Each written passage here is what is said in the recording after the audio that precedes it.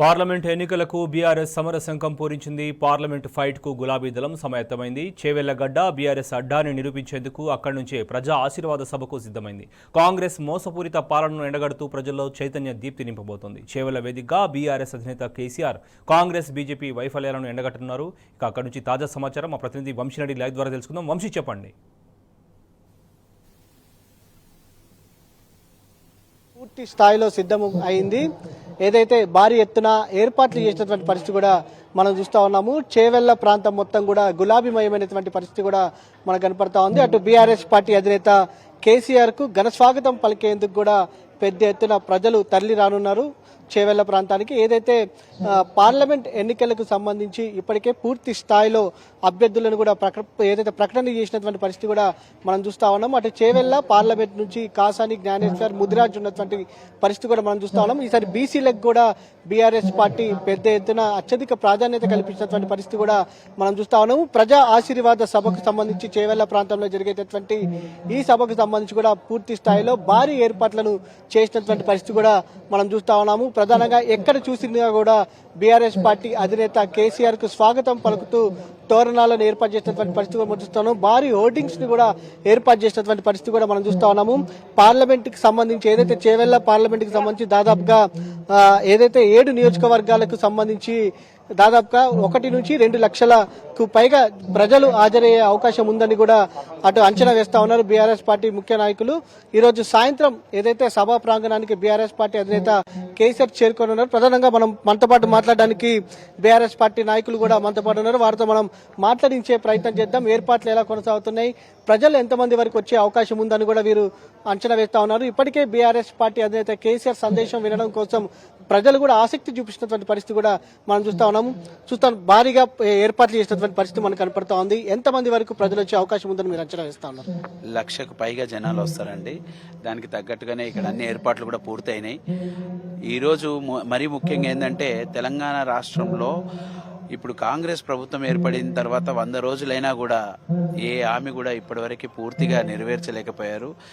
దాంట్లో భాగంగానే ఇప్పుడు ఎలక్షన్స్ తర్వాత కేసీఆర్ గారు ఈ ప్రాంతంలో మరి రంగారెడ్డి జిల్లా వికారాబాద్ ప్రాంతంలో మొట్టమొదటిసారిగా ఈ యొక్క బహిరంగ సభ ద్వారా ఏమని వారి మెసేజ్ ఉంటుందని ఇక్కడ ప్రజలందరూ కూడా ఎదురు చూస్తున్నారు. వారి యొక్క సందేశం కోసము అందరు కూడా ఇక్కడ ఆసీనులు అవుతున్నారు. పెద్ద ఎత్తున ఇక్కడ రైతులు కానివ్వండి, ఇక్కడ మన బీఆర్ఎస్ పార్టీ కార్యకర్తలు అందరూ కూడా వారి రాక కోసం ఎదురు చూస్తున్నారు.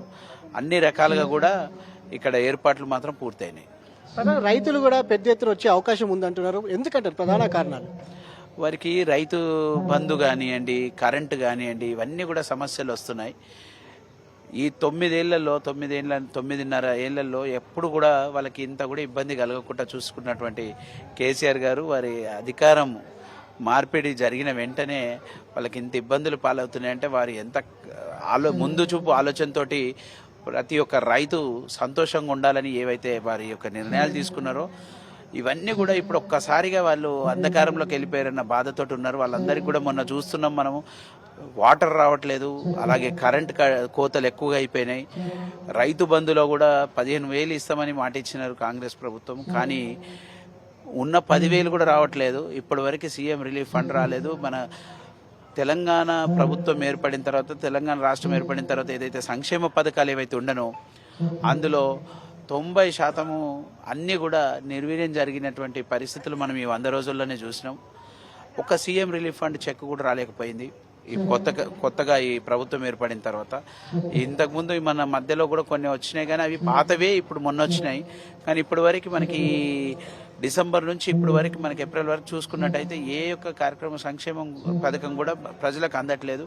పేదవారు మరీ ముఖ్యంగా రైతాంగం మాత్రం చాలా ఇబ్బంది పడుతుంది. ఇది మరి ఈ యొక్క చేవెళ్ల ప్రాంతము మనకి అర్బన్ అండ్ రూరల్ ఏరియా కలిసి ఉన్నది కాబట్టి ఇక్కడ రైతాంగం పైన ఎక్కువగా ఆధారపడి ఉన్నటువంటి ప్రాంతం ఈ ప్రాంతం చేవెళ్ల ప్రాంతం. ఈ ప్రాంతంలో మరోసారి కరువు చూడాల్సి వచ్చే పరిస్థితి వచ్చిందని ఆందోళన ఉన్నారు ఇక్కడ రైతులందరూ కూడా. కాబట్టి కేసీఆర్ గారి సందేశం కోసం, వారి ఇచ్చే సూచనల కోసం అందరు కూడా ఎదురు చూస్తున్నారు. మీరు చెప్పండి. జై తెలంగాణ. మీరు చూసినట్టయితే ఆల్రెడీ ప్రజలందరూ కేసీఆర్ కోసం వెయిటింగ్ చేస్తున్నారు. ఆయన ఎప్పుడు వస్తాడు, బయటకు సందేశం ఇస్తామని చెప్పేసి. ఎందుకంటే ఆల్రెడీ లైవ్గా కాంగ్రెస్ చూశారు. జనాలు ఎట్లయిపోయినామంటే అప్పుడు అన్ని అబద్దాలతోని కాంగ్రెస్ గవర్నమెంట్ ఫామ్ అయింది. ఇప్పుడు మాకు కూడా ఎలా అనిపిస్తుంది అంటే ఒకసారి వాళ్ళు కూడా తెలిసి వచ్చింది ఇప్పుడు నిజానికి ఎవరు నాయకులు ఎవరు ఏం చేసిరు అనేది. 6 గ్యారెంటీలు ఎక్కడ ఉన్నాయో మీకే తెలుసు. ఒక్కటి సరిగ్గా చేయలేదు. ఒక బస్సు అన్నారు, అది ఒక్కటే అలా అలా నడుస్తుంది తప్ప ఇంకేది చేయలేదు. ప్రజలు చాలా ఇబ్బందులు ఉన్నారు. సో అందుకని అందరు వెయిట్ ఉన్నారు. ఖచ్చితంగా ఇంకోసారి బై ఎలక్షన్ పెడితే మాత్రం మళ్ళీ టీఆర్ఎస్ గవర్నమెంటే వస్తుంది. ఆ పరిస్థితి అందరు పబ్లిక్లో ఉన్నది. ఇంకా చెప్పాలంటే ఈ రోజు స్పెషల్ మీటింగ్ కోసం ఆల్రెడీ ప్రతిపక్ష పార్టీలకి ఆల్రెడీ దళలు పుట్టింది ఆడ. మీరు తోలు వస్తూ ఉంటే అఫీషియల్ ఫోన్ చేపించి బలవంతంగా అన్ని బ్యానర్లు అన్ని కట్టిన అన్ని బ్యానర్లు అన్ని బిగేశారు. ఆయన మా బ్యానర్ సంబంధం లేదు. మాకు పబ్లిక్ డైరెక్ట్ వాళ్ళు చూపిస్తారు. ఈరోజు ఇంత వచ్చే పబ్లిక్ చూపిస్తారు మనం ఏంటనేది. ప్రధానంగా గతంలో కూడా 2 దఫాలుగా పార్లమెంట్ ఎన్నికల్లో చేవెళ్ల నుంచి బీఆర్ఎస్ పార్టీనే గెలిచింది. ఈసారి ఎలా ఉండబోతుందట? ఖచ్చితంగా గెలుస్తుంది బీఆర్ఎస్. ఖచ్చితంగా మీరు లెక్కేసుకోండి. చేవెళ్ళ అయితేంది, మెదక్ అయితేంది, ఇంకా చాలా ఉన్నాయి. ఖచ్చితంగా బీఆర్ఎస్ గెలుస్తుంది. చేవెళ్ళ మాత్రం ఫిక్స్ అయిపోయింది ఆల్రెడీ. బీసీ నాది ఒకటే కాదు, మిగతా అందరు కలర్ కట్టిన టీఆర్ఎస్ పార్టీ అందరు కూడా ఫుల్ మెజారిటీతో కాసాని గారు గెలిపిస్తున్నారు. ఇది కూడా ఎవరు లేరండి. ఇంతకుముందు మేము జాయిన్ చేసినప్పుడు ఏదో కాంగ్రెస్ అన్నారు, కొండ విశ్వేశ్వర అన్నారు, కానీ ఇప్పుడు ఎవరు మా పోటీ లేరు. మేము ఉన్నా కూడా బీజేపీ ఉంటుంది తప్ప మేము ఖచ్చితంగా గెలుస్తున్నాం. ఇదే మొత్తం మీద చేవెళ్ల పార్లమెంట్ ఎన్నికలకు సంబంధించి కూడా చేవెళ్ల నుంచి ఖచ్చితంగా బీఆర్ఎస్ పార్టీ జెండా ఎగిరేస్తుందో, ఇక్కడ బీఆర్ఎస్ పార్టీ అభ్యర్థి గెలుస్తారని కూడా అందరూ ముక్త కంఠంతో చెప్తున్నటువంటి పరిస్థితి కూడా మనం చూస్తా ఉన్నాము. ఇప్పటికే ఇటు చేవెళ్ల ఏదైతే ప్రజా ఆశీర్వాద సభకు సంబంధించి కూడా పూర్తి స్థాయిలో అన్ని ఏర్పాట్లు జరిగినాయని కూడా మనం చెప్పవచ్చు. Over to studio.